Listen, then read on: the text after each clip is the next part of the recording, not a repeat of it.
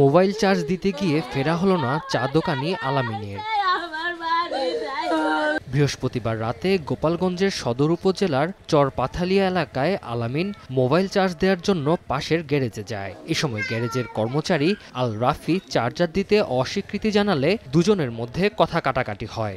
এক পর্যায়ে ক্ষিপ্ত হয়ে আলামিনকে কুপিয়ে জখম করা হয়। গুরুতর আহত অবস্থায় তাকে উদ্ধার করে হাসপাতালে নেওয়া হলে মৃত ঘোষণা করেন চিকিৎসক। শুক্রবার ভোরে অভিযুক্ত আল রাফিকে গ্রেফতার করে পুলিশ। আমার পোলা মাইরা গেছে, আর কি উঠবো, কোপ দিয়ে মাইরা লাইছে। চাকুরাঘাতটা এই জায়গায়, আর তারপরে হাতের এই জায়গাটা ডান সাইডে এই জায়গাটা কামড় আছে। তাদের ভিতরে একটা ধস্তাধস্তি হয়েছে, যে মারা গেছে তার বাম হাতে না ডান হাতের জন্য কামড় আছে। পরবর্তীতে এলোপাতাড়িক ভাবে তারে কোপানো হয়েছে। আমরা আর বাইরে যেভাবে নৃশংসভাবে মারছে সেইভাবেই আমরা তারও সূক্ষ্ম বিচারটা আমরা চাই।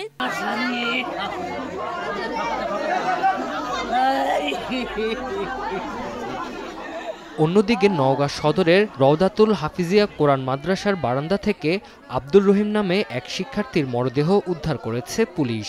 স্বজনদের দাবি, শিশুটিকে বলাৎকার শেষে হত্যা করা হয়েছে।